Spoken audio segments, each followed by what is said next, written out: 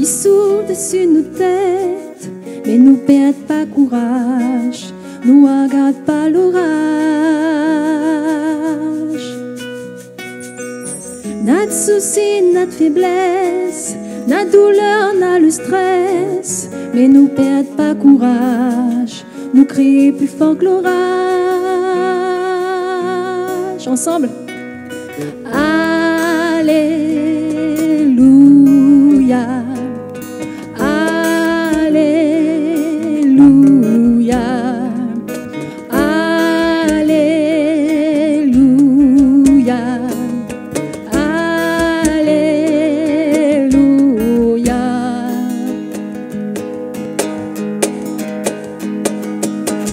Si le vent est violent, s'il est fort le courant, Jésus, il est tout puissant. Heureusement, il est vivant. Non, nous baisse pas la tête, dans nos cœurs, on a la fête. Jésus, il est tout puissant. Alléluia, il est vivant. Alléluia, alléluia.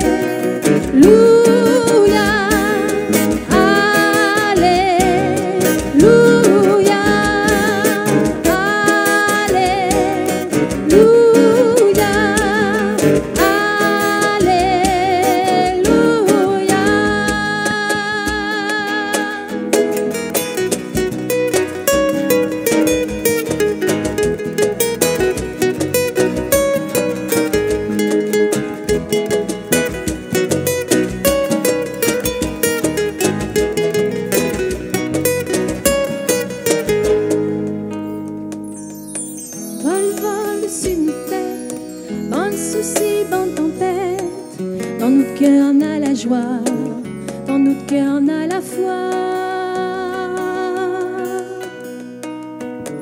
Jésus l'a dit à nous, l'IA vient prendre à nous.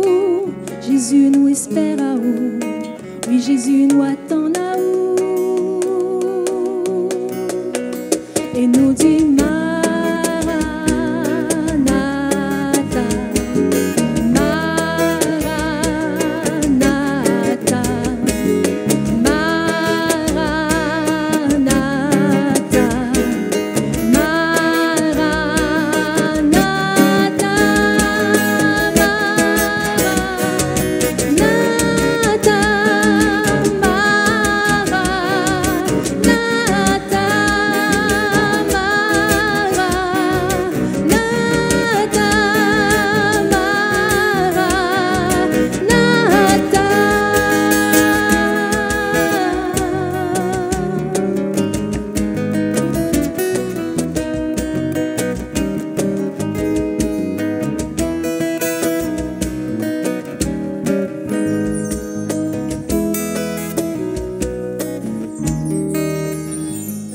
Ce thème, c'est l'épreuve.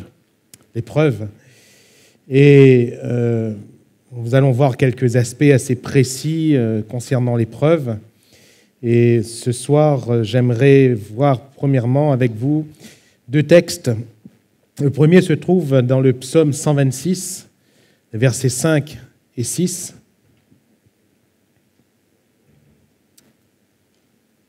Psaume 126, versets 5 et 6. Nous connaissons tous ce psaume, mais pour en rappeler le contexte, il nous parle bien, de la délivrance des captifs et de leur retour à Sion. Versets 5 et 6, voilà ce qui nous est dit. « Ceux qui sèment avec larmes moissonneront avec chant d'allégresse. Celui qui marche en pleurant quand il porte la semence revient avec allégresse quand il porte ses gerbes. Amen. » Le deuxième texte se trouve bien sûr dans l'épître de Jacques. Nous le connaissons très bien, ce texte, épître de Jacques, chapitre 1er, versets 2 à 4. Jacques 1, versets 2 à 4. Mes frères, regardez comme un sujet de joie complète les diverses épreuves auxquelles vous pouvez être exposés, sachant que l'épreuve de votre foi produit la patience. Mais il faut que la patience accomplisse parfaitement son œuvre, afin que vous soyez parfaits et accomplis sans faillir en rien. Amen. afin que vous soyez parfaits et accomplis sans faillir en rien. Dans ce que nous allons partager ce soir, ces deux textes se complètent dans la mesure où nous pouvons voir ce qui concerne l'épreuve que Dieu permet et comment, au travers de l'épreuve, nous pouvons grandir. Premier texte, Psaume 126. Ceux qui sèment avec larmes moissonneront avec chant d'allégresse. Celui qui marche en pleurant quand il porte la semence revient avec allégresse quand il porte ses gerbes. J'aimerais laisser quelques questions là sur votre cœur qui nous serviront de base de développement tout de suite après. Premièrement, il faut savoir, quand nous traversons l'épreuve, que sommes-nous en train de semer ? Puisqu'il est question des larmes ici, de l'épreuve, il est question de souffrance, mais que sommes-nous en train de semer ? Puisqu'il est question de ceux qui sèment avec larmes. Il est question de ceux qui marchent en pleurant et qui portent la semence. Qui portent la semence, que sommes-nous en train de semer ? Premièrement, que sommes-nous en train de semer dans notre propre cœur ? Et deuxièmement, que sommes-nous en train de semer dans le cœur de ceux qui nous entourent ? Que sommes-nous en train de semer ?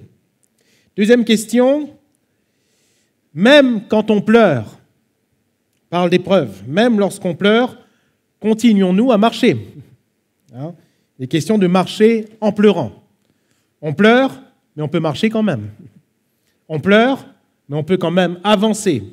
Et d'ailleurs, un des principes de l'Évangile, c'est que ce sont souvent les pleurs qui nous permettent d'avancer.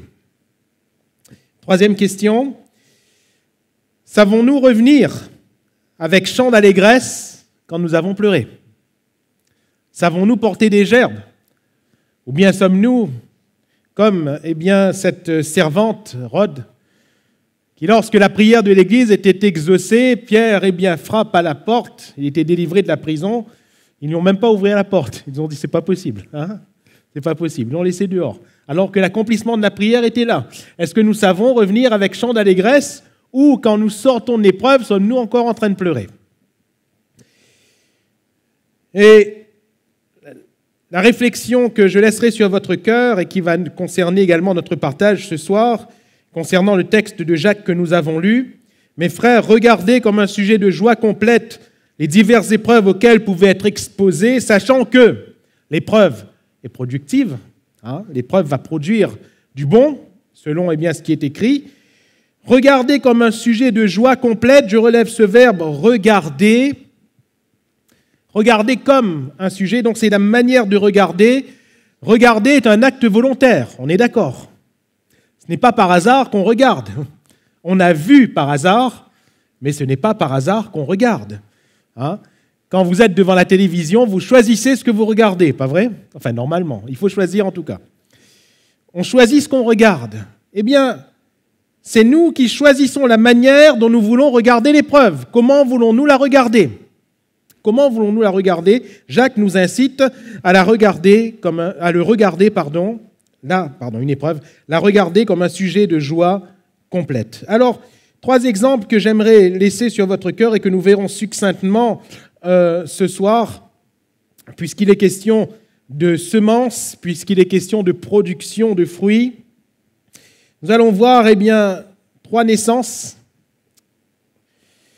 3 naissances qui sont dans des contextes d'épreuve, qui concernent 3 personnages bibliques, Jacob, Joseph et Anne.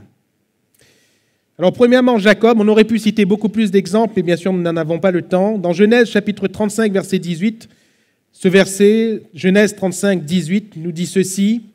« Et comme Rachel allait rendre l'âme, car elle était mourante, elle lui donna le nom de Ben-Oni, c'est-à-dire fils de ma douleur. Mais le père l'appela Benjamin, en hébreu Benjamin, c'est-à-dire fils de ma félicité, ou de ma joie parfaite, si vous préférez. Ben-Oni, fils de ma douleur, fils de ma souffrance. Quel contraste avec Benjamin, fils de ma félicité. Certains ont dit fils de ma consolation. Rappelons le contexte.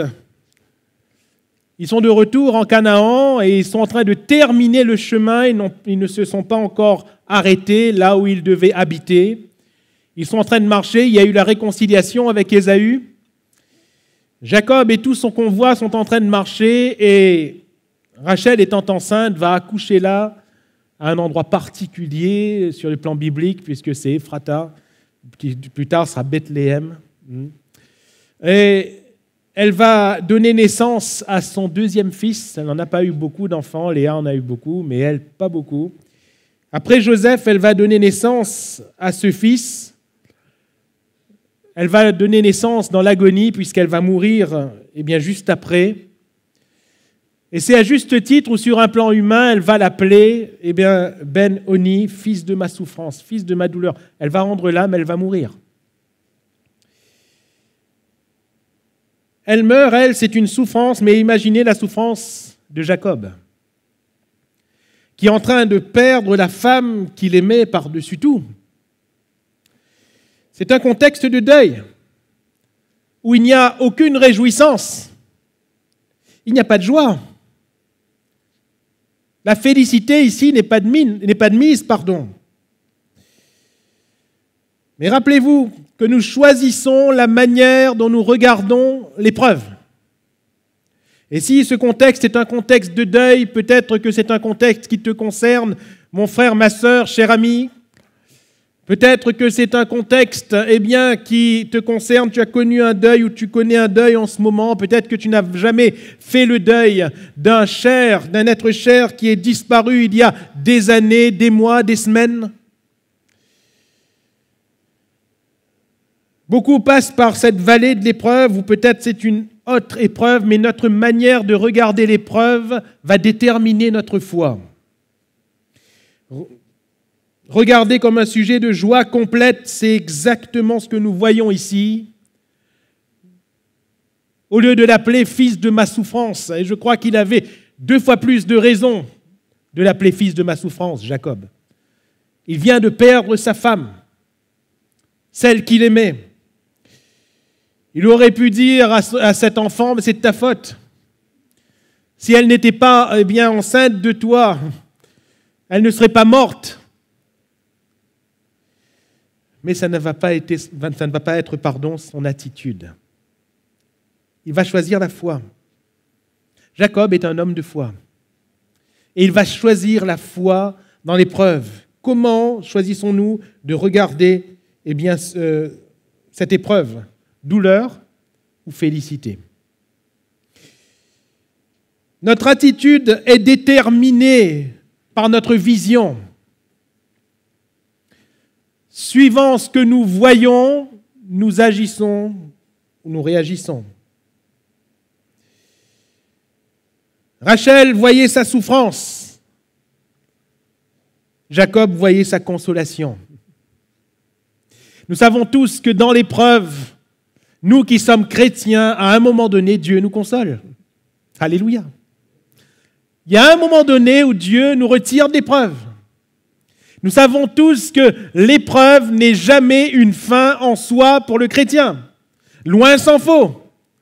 L'épreuve est au contraire le moyen pour le Seigneur de tailler le diamant. Vous savez, le diamant est une pierre précieuse.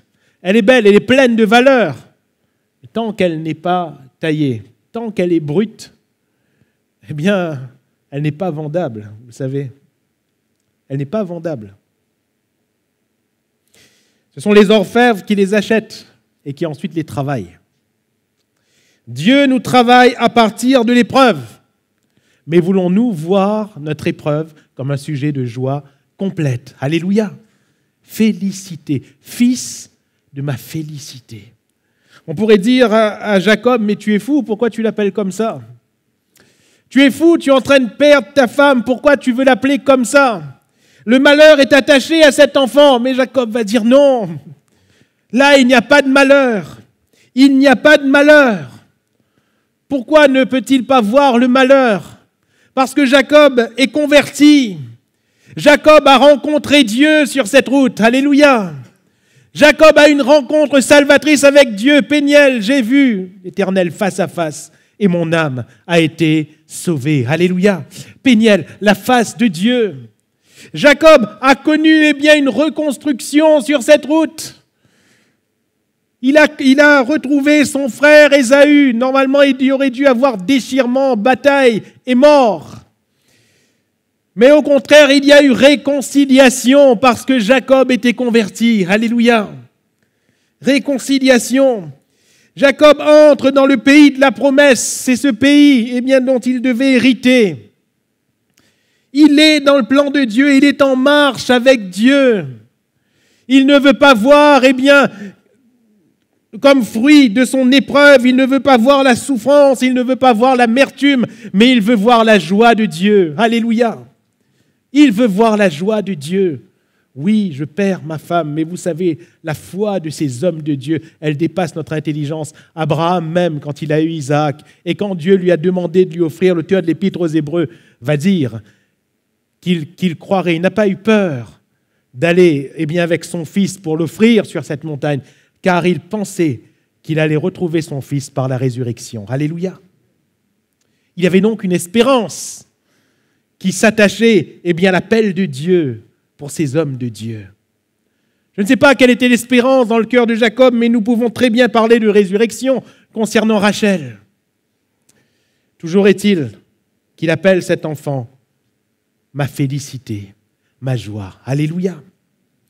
Il est en marche donc dans le plan de Dieu et pour lui c'est le plus important. Il enterre Rachel là sur cette route et il poursuit son chemin. Alléluia. Marcher en pleurant, vous voyez ? Il faut marcher. Il poursuit son chemin, il n'arrête pas là en disant « Ah mon frère, ah ma sœur ». Non, il poursuit son chemin car c'est le plus important pour lui. Paul va dire « J'ai laissé Trophime malade à Milet, mais j'ai poursuivi mon chemin ». Alléluia. Ça lui faisait du mal, certainement. Trophime était un compagnon d'œuvre. Il aimait Trophime. Mais à un moment donné, il va être obligé de le laisser. Il va être obligé de le laisser sur la route parce qu'il avait une route à continuer, lui. C'était le plan de Dieu qui était en marche pour lui. Et frères, sœurs, ne laisse pas l'épreuve t'arrêter sur la route. Il faut être en marche. Même si on pleure, même s'il y a, que ce soit un petit pincement au cœur ou le plus grand drame, même s'il y a des pleurs, on doit marcher. Alléluia. Marcher. Marcher. Et Paul va dire aux Philippiens, chapitre 1er, verset 12, « Je veux que vous sachiez, c'est un homme qui est en prison, c'est un homme qui va mourir. » Qu'est-ce qu'il dit ? « Je veux que vous sachiez, frères, que ce qui m'est arrivé a plutôt contribué au progrès de l'Évangile. » Alléluia. Il est éprouvé au plus haut point, mais il ne regarde pas à son épreuve, il regarde au progrès de l'Évangile. Il regarde au progrès du plan de Dieu pour l'humanité. Deuxième personnage, Joseph. Je vous invite à lire avec moi dans Genèse chapitre 41, versets 51 et 52. Genèse 41, 51 à 52.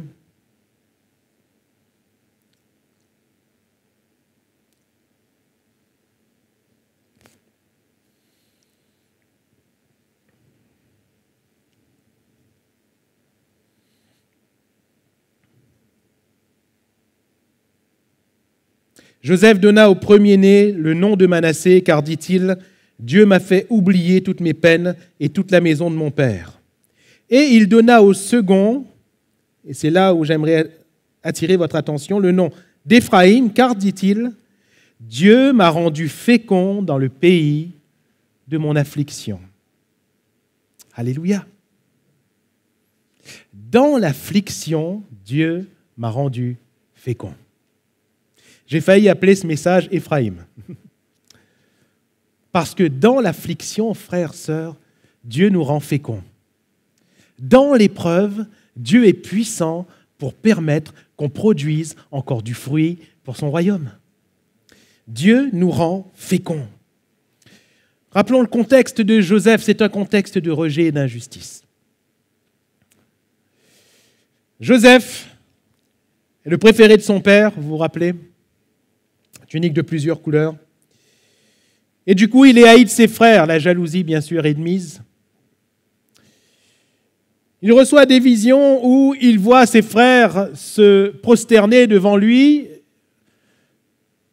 Et le problème, c'est qu'il les raconte. Hein. Du coup, ça met du bois dans le feu. Et ses frères le rejettent. Première occasion présentée, Joseph vient prendre de leurs nouvelles, envoyées par son père, là où ils font paître les troupeaux de leur père. Les 10 frères ne trouvent rien de mieux à faire que de le prendre, que de le malmener et de le jeter au fond d'un puits. Une caravane d'Ismaélites passant, ils vont vendre leur frère pour qu'il soit esclave.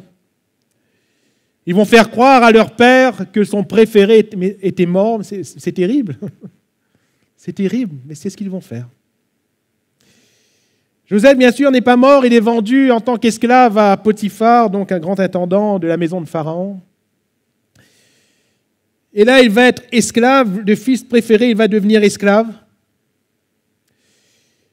Et d'esclave, il va devenir prisonnier, puisque lui, il est resté fidèle au Seigneur. Il a fait ce qu'il faut devant Dieu. Cependant, une occasion s'est présentée où le diable s'est encore déchaîné. Et Dieu l'a regardé. Parce que quand le diable se déchaîne, Dieu regarde. C'est ça l'épreuve. Hein. C'est ça l'épreuve. Quand Satan se déchaîne contre nous, Dieu regarde comment on fait, comment on réagit. C'est ça l'épreuve. Quel fruit on va porter. Dieu m'a rendu fécond dans le pays de mon affliction. Et il va devenir prisonnier, accusé à tort de tentative de viol sur la femme de Potiphar. Et il va être prisonnier plusieurs longues années. Et dans cette prison, Dieu va se souvenir de Joseph, parce que lui, bien sûr, dans son cœur, il n'avait jamais abandonné le Seigneur. Nous l'avons vu samedi dernier avec ceux qui étaient là. Le thème du message était la puissance du pardon. Comment est-ce que Joseph a-t-il eu la capacité de pardonner à ses frères? La réponse est simple. Il avait semé ce qu'il fallait dans son cœur. Pour cela, quelle semence est-ce que nous sommes en train de porter? Il y a des preuves, oui, mais est-ce qu'on sème l'amertume? S'il avait semé l'amertume, il aurait fait emprisonner tous ses frères, décapiter tous ses frères, je ne sais pas. Mais ce n'est pas ce qu'il a semé dans son cœur. Dans son cœur, il a semé une communion avec Dieu. Il a semé la parole de Dieu. Et comment le voyons-nous? Devant les avances de la femme de Potiphar, que va-t-il dire? Mais comment commettrais-je un si grand péché contre Dieu? Alléluia! Un jeune qui est loin de la maison de son père et qui est dans les hormones de l'adolescence, de la jeunesse. N'importe quel humain, n'importe quel mondain aurait certainement sauté sur l'occasion. Mais lui, il va dire, comment pécherais-je contre Dieu? Alléluia! Il sème les choses de Dieu dans son cœur. Il sème. Dans la prison, il dit à ces 2 prisonniers qui étaient à la base des grands de Pharaon, il leur dit, mais vous avez eu des songes, mais c'est Dieu qui donne l'explication. Alléluia. C'est toujours un homme de Dieu, Joseph. Voilà ce qu'il sème. Voilà ce qu'il sème. Et Dieu va relever Joseph. Dieu va lui faire sortir de prison. Il va devenir premier ministre du pays. Et il va recevoir de Dieu la sagesse pour gouverner ce pays et le garder en temps de crise. Que Dieu, dans ce temps de crise, nous donne des Joseph. Alléluia. Que Dieu mette des Joseph à la tête de notre pays. On en a bien besoin. Toujours est-il, on revient à cette épreuve, cette longue épreuve de Joseph, presque interminable si on se met à sa place. Esclave, ensuite prisonnier, mais comment il l'a regardé? Le pays, c'est le pays de mon affliction, mais Dieu m'a rendu fécond. Alléluia! Affliction ou fécondité? Joseph a préféré retenir la fécondité. Il est bien sûr question de la naissance de ses 2 fils, mais outre tout cela, frères et sœurs, il y a une grande leçon spirituelle pour nous. C'est que l'arbre planté près d'un courant d'eau porte son fruit. Alléluia! Il portera toujours son fruit. Toujours. Et même s'il y a la sécheresse autour, même s'il y a les vents contraires autour, même s'il y a des éléments pour faire tomber cet arbre dans la flétrissure, la Bible nous dit que son feuillage ne flétrit point. Tout ce qu'il fait lui réussit. Alléluia! Parce qu'il y a la semence. Pour l'arbre, c'est l'eau de la parole. Le pays est le pays de l'affliction, c'est l'affliction qui entoure Joseph. Mais Joseph a dans son cœur la parole de Dieu. Il produit le fruit. Alléluia. Il est fécond. Que produit le fruit? Quel fruit est produit dans son cœur à lui? Ce que Jacques va dire, et nous le relevons là, la patience. Alléluia. La patience. Combien d'années a attendu Joseph? Est-ce qu'il est sorti amer? Est-ce qu'il est sorti vengeur? Non. Non. Joseph est sorti doux, aimant et pardonnant. Amen. Il n'en a pas voulu à ses frères. Et je crois qu'il a été tellement aimant qu'il a usé de pédagogie vis-à-vis de ses frères. Il a réussi à les mettre en face d'eux-mêmes. Et la première bêtise qu'ils avaient fait la première fois, ils ne l'ont pas faite une seconde fois. Gloire à Dieu. Patience dans la communion avec Dieu. Donc Joseph ne sème pas d'amertume, il sème la parole de Dieu. Et Joseph continue sa marche. Même si c'est dans l'affliction, vous avez vu, il a continué sa marche. La manière dont il vivait sous son père, là-bas en Canaan, et la même manière dont il a vécu dans la maison de Potiphar, c'est de la même manière dont il a vécu dans la prison, c'est de la même manière. Il a poursuivi la même marche, alléluia. Il a vécu toujours en tant qu'homme de Dieu, toujours. C'est dommage et c'est bizarre de voir des hommes de Dieu qui ne le sont que lorsque tout est favorable. De voir des femmes de Dieu qui ne le sont que lorsque tout est favorable. Et tout d'un coup, quand c'est défavorable, on dirait que ça devient des démons. On dirait qu'on n'est plus les mêmes. On n'est plus les mêmes. À la moindre défaveur, la moindre embûche a raison de nous, il ne faut pas qu'il en soit ainsi. Joseph continue sa marche, nous continuons notre marche. Alléluia. Continuons à être fidèles. Éphraïm, il m'a rendu fécond dans le pays de mon affliction. Et enfin, Anne. Je vous laisserai ce verset que nous pouvons lire ensemble, 1 Samuel, chapitre 1er, verset 20, 1 Samuel 1, 20. Dans le cours de l'année, Anne devint enceinte et elle enfanta un fils qu'elle nomma Samuel, car, dit-elle, je l'ai demandé à l'Éternel. Amen. Samuel, quel merveilleux nom. C'est ce que me disait mon collègue depuis tout à l'heure. Quel est le contexte ici? On doit faire vite puisque le temps nous y oblige, mais quel est le contexte ici?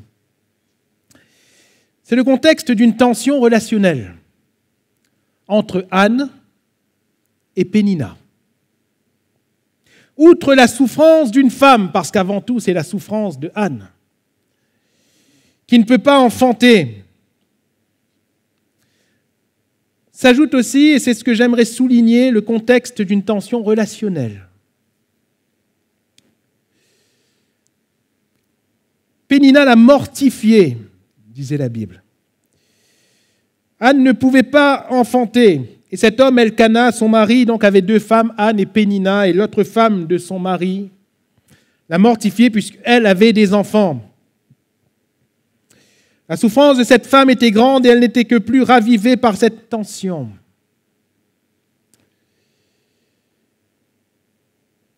Et rappelons-nous le contexte, cette fameuse année où elle est montée, elle n'a pas été comme les autres parce que Anne a quitté la table où elle était mortifiée comme tout le temps. Mais cette fois, elle a fait une chose qu'elle n'a certainement pas faite avant. Elle est allée dans la présence de Dieu et elle s'est mise à prier. Élie, dans un premier temps, va la juger, mais elle n'était pas ivre. Elle ne faisait que prier, va-t-elle dire. Elle répandait sa souffrance. Et le prêtre Élie donc va la bénir ce jour-là, et elle va sortir de la présence de Dieu, et son cœur ne va plus être le même. Et la Bible nous dit que Dieu se souvint d'elle, et elle a mis au monde, donc nous arrivons à ce verset, elle a mis au monde. Comment appelle-t-elle donc cet enfant? Samuel. C'est l'Éternel a exaucé. L'Éternel a exaucé. Il n'y a aucune référence à cette tension. Il n'y a aucune référence à sa souffrance de femme. La référence ici est à l'Éternel qui exauce les prières. Alléluia. Elle donne gloire à Dieu. Elle donne gloire à Dieu. Rappelez-vous la manière de regarder l'épreuve. Elle aurait pu dire, elle aurait pu l'appeler mon trophée. Hein? Quand elle était enceinte, en passant devant Pénina. Hein? Elle aurait pu regarder Pénina en disant, alors, hein, c'est qui a gagné? C'est qui a gagné? Hein? C'est qui le plus fort? Elle aurait pu s'en prendre à Pénina, elle aurait pu lui rendre l'appareil. Mais non, Samuel n'est pas un trophée, Samuel est un exaucement. Alléluia. Ses yeux sont sur le Seigneur. Elle veut glorifier Dieu et c'est pour cela qu'elle va tout de suite exécuter l'objet de son vœu. Si tu me donnes un enfant, je te le rendrai. Je te le donnerai. Elle glorifie le Seigneur en disant, Seigneur, tu m'as exaucé, mais ça, ce n'est pas pour moi, c'est pour toi, Seigneur. C'est pour toi, c'est pour toi. Elle glorifie le Seigneur. Sa semence, ça a été sa prière. Notre prière, frères et sœurs, est une semence. Nos larmes sont une semence. Nos supplications sont une semence. Et si on sème avec larmes, on moissonne avec chant d'allégresse.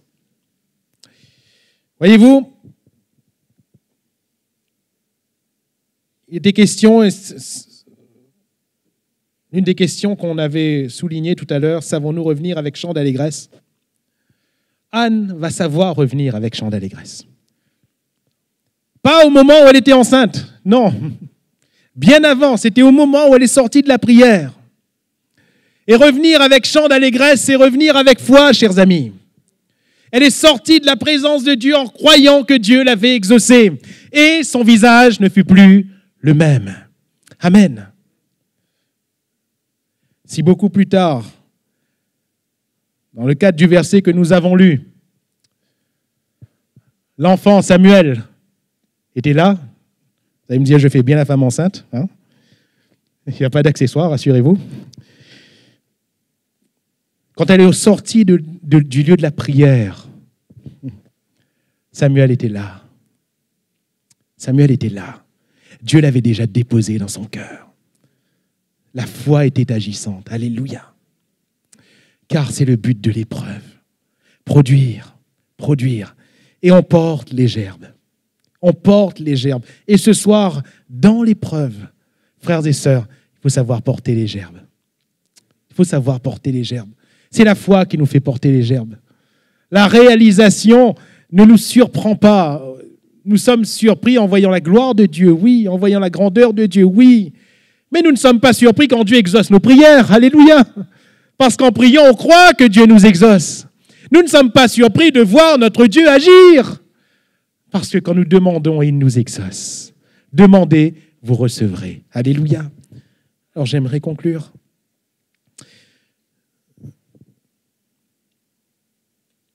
Semence dans les larmes, le retour en portant les gerbes avec allégresse, notre regard sur les diverses épreuves.